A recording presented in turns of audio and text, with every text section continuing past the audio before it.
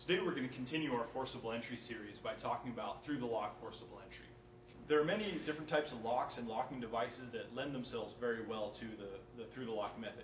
Some examples include the key and knob lock, different types of mortise lock, tubular deadbolts, and a variety of different styles of rim lock. Now this is your typical mortise lock. This is the type of lock you're going to see on narrow style type doors on commercial storefronts, restaurants, strip malls, really everywhere.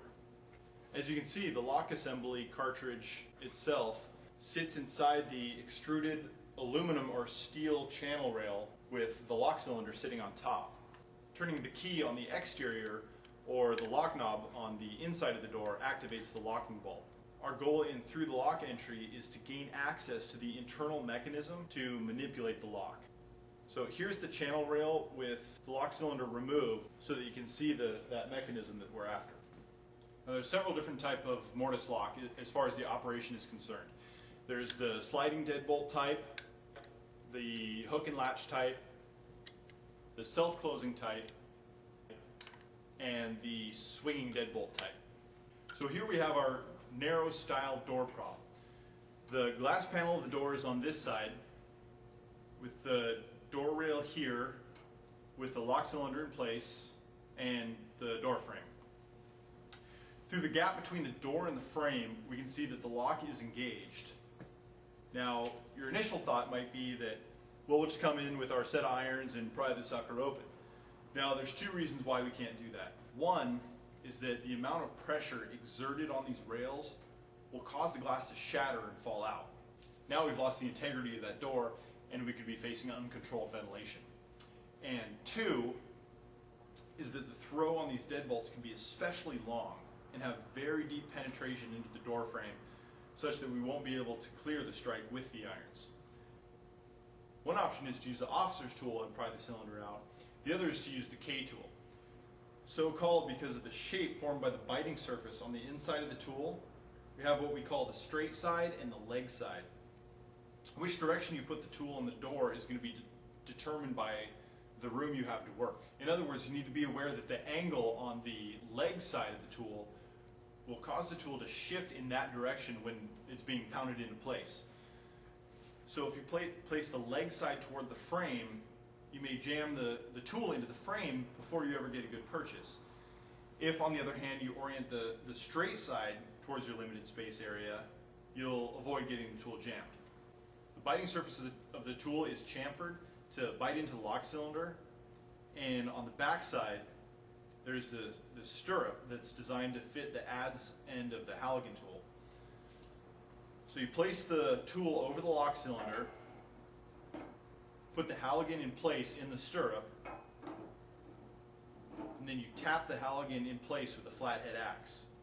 Now what you're trying to do here is get the K tool to bite in behind the lock cylinder so that the tool gets a good hold of it.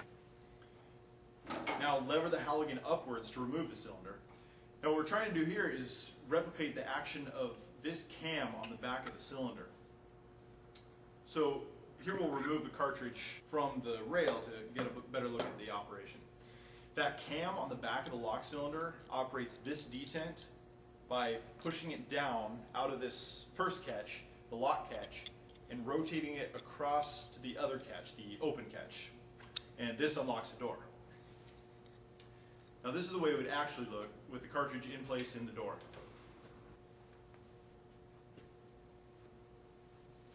Now, if you imagine that lock cylinder as the face of a clock with the keyway lining up between 12 and 6, you can always find that detent as well as the position where it needs to be moved to unlock the door. The lock will either go from the 5 o'clock position to the 7 o'clock position, or from the 7 o'clock position to the 5 o'clock position. Now once you have that lock cylinder removed, you can manipulate the lock to open the door. And the manipulating is done with the key tool. Now these are commercially made. They're included with your K tool or your R tool. I like to make my own key tool, and what I like to do is grind a notch in the 90-degree end to help capture that round detent in the lock mechanism. I also prefer a narrow taper on the straight end to allow deeper reach into a recessed locking mechanism. This design also gives the tool a greater versatility to manipulate a variety of different locks. Remember to find that clock face by lining up the key slot with 12 and 6, because if the cartridge is mounted at the top or bottom channel rail to lock the door into the top or bottom of the frame, that whole cartridge will be turned sideways, and so too will your clock.